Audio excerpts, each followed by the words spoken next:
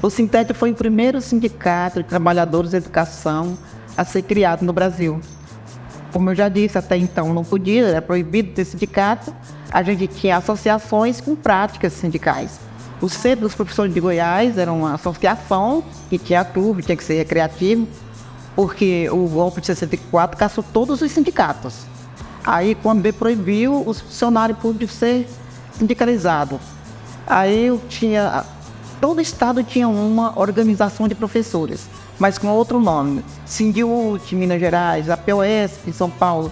São Paulo até hoje é o único estado que preserva a POS sindicato, ela preservou a associação, né? Tudo mudou para sindicato.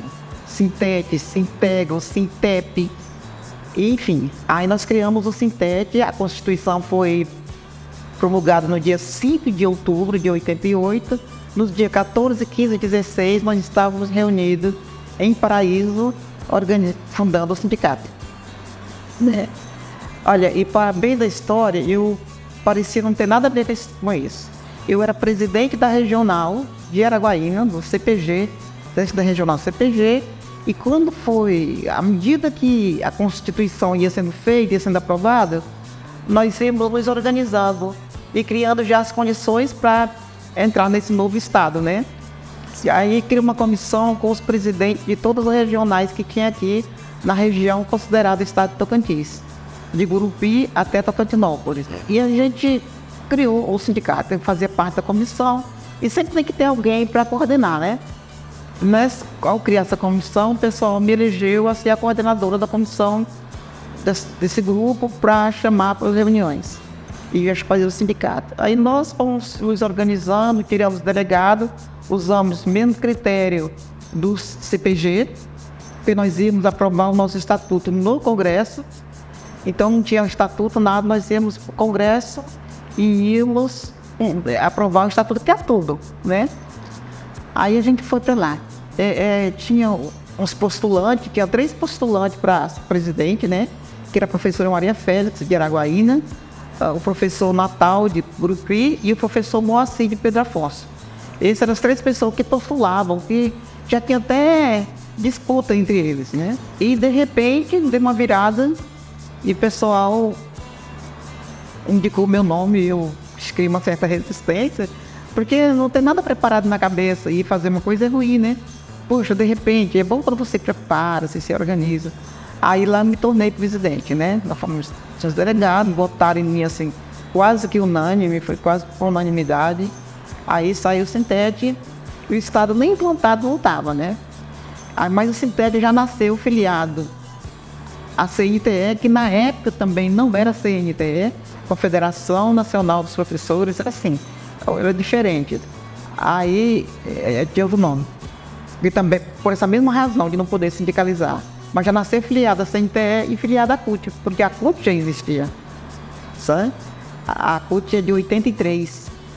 Foi criada na marra, assim, com todas as dificuldades que os trabalhadores tinham com a legislação, né? E chegar a um consenso para fundar a CUT.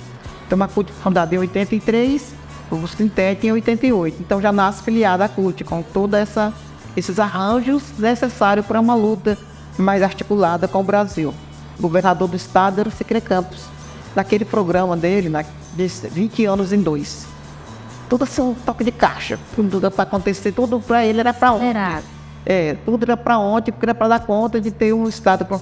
Ele tinha um mandato de 2 anos, não podia se reeleger, não existia reeleição, e ele queria deixar a marca da criação do estado sendo dele.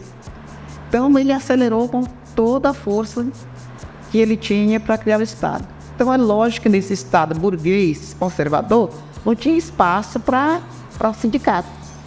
Então ele não nos recebia, ele não implementou nenhuma política, não desconto em folha. Então a gente viveu esse momento muito difícil para manter esse sindicato. No dia em que ele veio para Palmas, para o lançamento da pedra fundamental, de Palmas, nós estávamos em Iracema e deflagramos uma greve. Primeira greve que nós deflagramos. E aí essa greve, aí ele nos recebeu assim, duramente, aquele jeito mais delicado que ele tinha de ser, né? Assim, muito estupidamente, que não me recebia, que não recebia com a minha vista. Depois eu entrei na reunião, ele falou um bocado de coisa, mas não fez nada do que ele falou, né? E a gente continuou nessa perrengue de necessidade de implantação. Aí vieram as eleições, e aí tinha 2 candidatos, Moisés Avelino e Moisés Abrão, né? Aí a gente via que o Moisés Avelino tinha uma chance de ganhar. A gente reunimos com o dono Moisés. Aí o PT também tinha candidato a governador, não sei o que Alencar. Depois eu lembro disso. Era um advogado nosso. O Ida era deputado estadual aqui do Paraíso, né? Ele era candidato, mas nós sabíamos que nós não íamos ganhar. Mas mesmo assim a gente fez o protocolo geral com todos os 3 governadores. Aí o Moisés Avelino falou para nós que ele aceitaria o sindicato, que faria desconto em folha, que ele liberaria dirigente para o sindicato. Então, o candidato a governador Moisés Avelino. Ele fez esse diálogo com o sindicato, em campanha. Organizar a carreira, receber o sindicato, criar o estatuto, fazer o desconto em folha, então se comprometeu com a gente. Olha, algumas coisas foram rápidas, sabe? O desconto em folha foi rápido, ele fez o desconto em folha, ele liberou a gente, mas na carreira a gente teve que fazer muitas paradas, muita movimentação, muitas greves. A gente fez uma greve de 83 dias, lutas de greve. Foi daí que surgiu o Estatuto do Magistério. Em qual ano, professor? Entre 92 e 93. Ele foi eleito em 92, 93, 93 e 94, né? A gente fez greves assim sucessivas, né? Nós fizemos uma greve de 83 dias. E aí o acordo dessa greve, a gente só voltou quando ele confirmou. Muita gente nos outros estados dizia, como é que vocês conseguiram isso? Amparava na época as reivindicações. Nossa, tinha uma carreira perfeita, tinha um dispositivo de aumento salarial direto, sabe? A gente tinha eleição para diretor de escola, tinha o pessoal que morava fora de Palmas, que tinha uma gratificação de difícil acesso, sabe?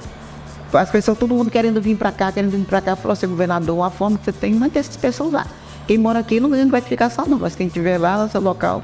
E assim aconteceu, menina. O pessoal também precisa sair de Palmas. Não, eu vou criar uma gratificação significativa, né? Pode dizer assim que a gente respirou fundo. Assim, tranquilo, foi um tempo assim de glória quando esse estatuto aconteceu, né? Aí veio esse estatuto, foi de 93, 94, e a gente fez algumas mobilizações. E toda vez que era uma coisa que pegava bem como eleição de diretores, né? A gente não queria fazer, a gente fazia uma paralisação.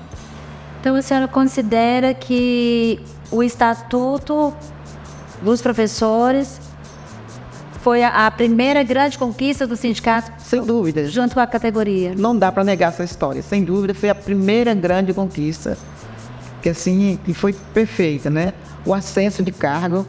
A cada 2 anos, como professor ou a professora apresentava um novo título, automaticamente ela já era ascendia no cargo, já vinha com um salário maior. Não, tinha assim uma vida de quase primeiro mundo, sabe? Assim, de terceiro para segundo mundo. Mas assim, olha, professor, veja só, a maioria dos professores do Tocantins, ele não tinha curso superior. Porque naquela região, na época, e assim, no regime militar, eles criaram uma formação de faculdade de 3 anos, que eles chamavam de licenciatura curta. Que é a licenciatura plena, que é essa que a gente faz hoje, é de 4 anos, e fazer 3 anos de licenciatura curta nas áreas afins para a educação. Então nós tínhamos muitos professores que só tinham ginásio, lá é antigo ginásio, que é o ensino fundamental hoje. Na época era um antigo ginásio. Tinha professor que só tinha o ginásio, tinha professor que tinha o ensino médio, que era 2º grau na época. Aí tinha a licenciatura curta, tinha a licenciatura plena. E aí, como é que ficou os professores? Tinha um quadro suplementar, que era esse pessoal que não tinha formação na área, ou tinha um ensino médio, 2º grau, falar assim como na época, mas não era no magistério, era contabilidade, era análise clínica, era qualquer outra coisa menos no magistério, mas estava dando aula. A gente chamou esse quadro de quadro suplementar. Aí era PAA, PAB, PAC e PAD. O PAD era a pessoa que tinha curso superior fora da área de magistério, mas estava dando aula. Aí tinha esse quadro suplementar. Esse quadro eu acho que já acabou, não existe mais. Aí tinha o P1, o P2, o P3 e o P4, que era... O P1 era o ensino médio, na área de magistério. O P2 era a licenciatura curta. O P3 era a licenciatura plena. E o P4 era a plena mais especialização. Então, uma medida, as pessoas se esforçaram para estudar. À medida que as pessoas iam estudando, chegava lá, recebi meu certificado, já entrava na folha, já ia ainda automaticamente, ia acender a sessão no cargo, acendia e já ia melhorando de vida. Essa é uma coisa que eu considero assim maravilhosa, sabe? Eu considero o estatuto até hoje, eu sou uma apaixonada por esse estatuto. Eu acho que a gente não consegue mais algo daquele jeito, né? Acho, não tenho certeza, tudo pode acontecer, sabe? Até porque a legislação mudou muito, o formato da educação mudou muito. É nisso que eu me apego mais do que a falta de mobilização dos professores, né? Para poder conseguir isso aí. Aí nós tínhamos todos esses arranjos que nos favoreciam bastante. Elegíamos diretora de escola. Lá em 93, aconteceu tudo isso. A eleição direta para diretor de escola. De escola, sabe? Comunidade escolar que votava? Comunidade escolar que votava. Elegia os professores. Não, foi assim. Aí quando foi em 90, ele se elegeu 4 anos depois do governo Avelino. Como já disse, não tinha reeleição. Aí se elege Siqueira Campos de novo. Aí, para uma reeleição, eles tinham que renunciar ao cargo para poder concorrer. Aí, em 88, o Siqueira Campos estava no governo e renuncia. O Raimundo Boi era o vice-presidente, o vice-governador dele, assume o governo. E uma das primeiras ações do Boi, que imagina que muito em acordo com o chefe dele, revogou o Estatuto do Magistério. Revogou tudo. Nossa, ele criou uma condição tão terrível para a gente. Foi uma situação assim, todo o acesso de cargo. A pessoa que o ensino médio, tinha um curso de magistério e ensino médio, e já estava lá na especialização, como P4, caiu para o que estava. Ele não só revogou a lei, mas revogou todos os efeitos da lei, que a lei trouxe desde 92. Foi uma rasteira. Tudo que a categoria, então, tinha conquistado, ali no governo Moisés Avelino. Ele revogou tudo. Quando o governador Siqueira Campos ele retornou ao poder, ele retirou todas as conquistas. Todas as conquistas. Não bastou revogar a lei e tocar. Porque tivesse só revogado a lei, não. Mas ele revogou a lei e todos os efeitos que essa lei trouxe durante esses anos.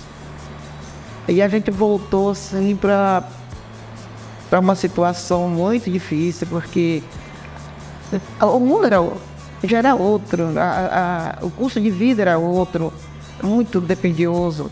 E olha, teve gente que tinha feito empréstimo, tinha mãe, pai, que tinha filho estudando no exterior, filho estudando, fazendo... Ó, teve gente que morreu, teve gente que enlouqueceu. Eu gosto de citar esse exemplo, tem um professor Zacarias, lá em Paraguaína. Quando ele chegou no banco, que ele tirou o extrato da conta dele, ele saiu doido, correndo.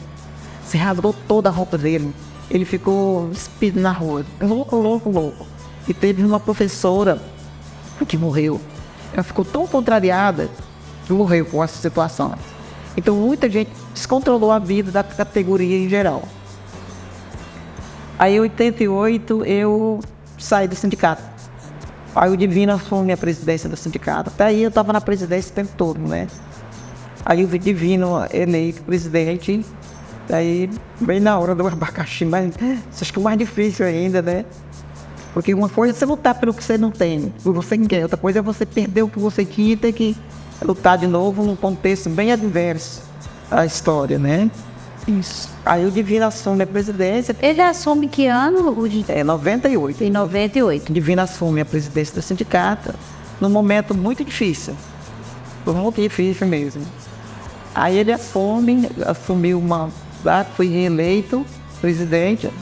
E depois, não me falha a memória, foi em 2002, ele sai candidato a deputado estadual e eu era secretário-geral.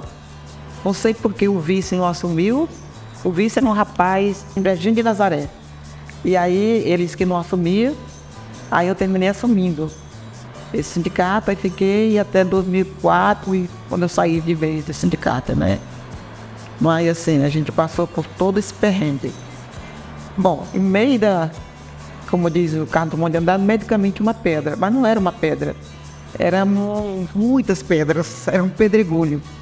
Aí, em 83, foi criada a CUT, e aí ela fez um congresso assim no ano seguinte, aí criou as comissões Pro-CUT, né? Aí no estado de Tocantins, tinha a CUT Goiás e tinha o estado de Tocantins. Tinha a CUT Goiás e tinha as CUT regionais. Aí criava as comissões. Então aqui no norte do Goiás tinha uma comissão que era para criar a CUT da região norte, do estado, norte de Goiás. Tinha uma comissão de 12 pessoas. Foi no terceiro congresso da CUT, foi fundada uma comissão de 12 pessoas para criar essa CUT aqui no norte de Goiás, né? Eu não estava na comissão, não fazia parte, porque eu não estava nesse congresso da CUT, e tinha outras pessoas, como Natal Demore, Moacir, Maria Félix, professor Zé Carneiro, o Policácio, trabalhador rural, a Terezinha também, rural. Tinha o Otacílio, um cara muito bem articulado, assim. E a gente contava muito com o Otacílio, era um cara que ajudava muito a gente a pensar, a organizar as ideias. Tinha o Otacílio. Enfim, eram 12 pessoas para fundar a CUT. Aí vai, não vai, faz hoje, faz amanhã, vai levando, não leva. Em 91 a gente fundou a CUT. E lá, mais uma vez, eu estou na frente dessa história. Como a Maria Félix não era mais a presidente da regional de Araguaína, e aí eu já era presidente do Sintete, aí lá terminei sendo a presidente da CUT. A primeira presidente Da Central Única dos Trabalhadores do Tocantins. Foi uma história muito dolorida entre nós companheiros. Não tinha nenhum embate externo, tudo interno. Porque muita gente queria, mas ficava amarrando a história. Não, vamos hoje não, amanhã. Aí marcava uma reunião e não ia. O Delúbio Soares, aquele da revista, você viu? Sim. Eu devia ter até uma revistinha dele aqui, porque o Delúbio tem um papel fundamental nessas histórias todas, né? Aí o Delúbio, ele estava vindo para o Tocantins no dia 10 de maio de 86, para fundar a CUT Norte. E foi no dia que mataram o padre Josino. Aí ele voltou. Se for um gato, ele voltou. Aconselharam ele a voltar, e ele voltou. E aí ficou sempre dando apoio pra gente. Aí jogou no meu colo, olha, uma tarefa, sua fundar a CUT Tocantins. Ele era Tocantins, vamos fundar a CUT Tocantins. E aí teve muita divergência desse grupo todo, esse grupo não se articulava, esse grupo não tinha acordo, quando um queria, o outro não queria. Essa coisa que a classe operária nunca vai ao paraíso, sabe? Aí que consegui fazer uma maioria nesse grupo e a gente fundou a CUT nos dias 27, 28 e 29 de julho em Araguaína. E aí eu me torno a presidente da CUT. Eu era a presidenta e o Policácio, da FETAEC, era o vice-presidente. Então, coube mais uma missão de uma professora, uma trabalhadora da educação, organizar a luta para as demais categorias. Isso. Aí a gente vai se preocupar em ter a CUT e filiar mais sindicato à CUT. E tinha pouco sindicato filiado à CUT. A CUT vive de sindicatos filiados. Sem sindicato filiado, a CUT não existe. Sim. Aí eu vou fazer essa peregrinação pelos sindicatos, tentar convencê-lo de que a CUT era melhor, era a melhor proposta. Sim, que já tinha outras centrais, né? Tinha a CGT, tinha a Força Sindical, já tinha muita gente aí querendo pegar esse pedaço. E a gente conseguiu, assim, manter a CUT vive até hoje, seus altos e baixos, mas com mais alto do que baixo, e estão sobrevivendo. Ó, com a revogação do Estatuto do Magistério, foi criado um regime jurídico único, onde colocou todas as categorias no mesmo quadro. Quem tinha curso superior, acabou todos os efeitos da Lei 351 foram extintos, né? A carreira, tudo, acabou. Agora não existia, só existia professor trabalhando conforme o seu título lá. Aí colocou todo mundo de ensino médio que trabalhasse na educação, em qualquer lugar, estava junto. Acabou a carreira do magistério. Isso deu uma greve terrível, uma greve muito grande, mas com muita repressão policial. Então foi uma greve exitosa, mas continuou como eles estavam, sem nem não conseguir mudar nada, sabe? E, enfim, trazia o Fundeb, o Fundef, foi trazendo essa nova linguagem, essa nova formatação da educação, mas ele já não estava mais. A Gersinha também é uma pessoa que vai conseguir também dar boas informações para você sobre... ela chega nesse muvuca aí, né? E ela tem um papel fundamental na organização da categoria, na formação do documento, processo judicial. Teve muita ação judicial para ver se via alguma coisa, algumas conquistas, outras não. E assim, sabe, foi um tempo de muita luta.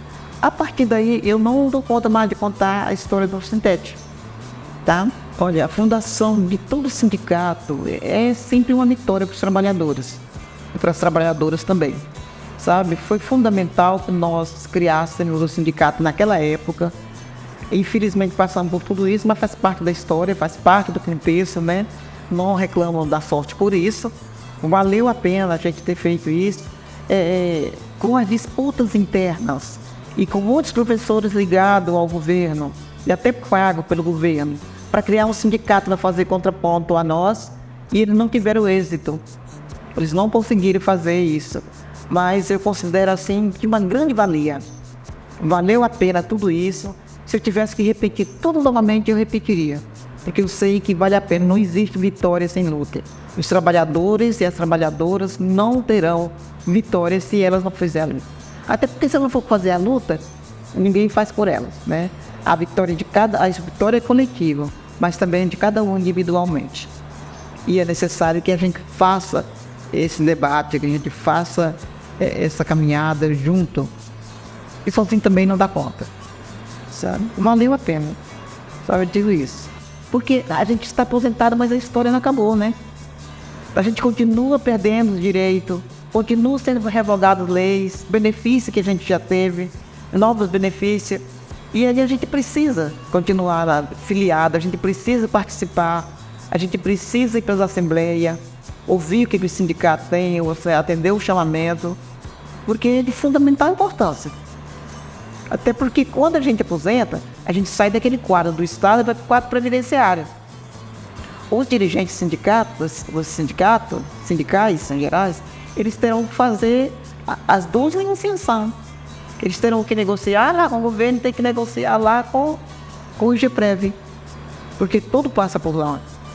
Lá tem uma verba direta lá, então nós precisamos, professoras e professores, continuar aposentados, continuar participando, continuar contribuindo. Para ter sindicato forte, precisa de gente filiada, de gente contribuindo, porque se nós não contribuirmos, quem vai contribuir? Se a gente não fizer nosso sindicato andar, ele vai ter que buscar dinheiro em outras fontes e pode servir a outras pessoas. Por que o Sintete é essa figura tão autêntica? Que muita gente até tem, porque o sindicato nunca buscou benécia do governo. O sindicato vai de cabeça erguida conversar com o governo e reivindicar direitos dos trabalhadores e das trabalhadoras. Ele não vai lá pedir chácara, pedir isso, pedir carro, pedir nada. O sindicato é autônomo, está lá no Estatuto do Sintete. Ele é autônomo frente ao governo, frente aos patrões e frente aos aos credos religiosos. Nós não negociamos nada da essência do sindicato com esse pessoal. Parceiros, patrões, conversamos em momento preciso, mas preservando a nossa identidade de uma entidade classista, entidade de luta e que defende intransigentemente os trabalhadores e as trabalhadoras. Minha vida, meus mortos, meus caminhos tortos,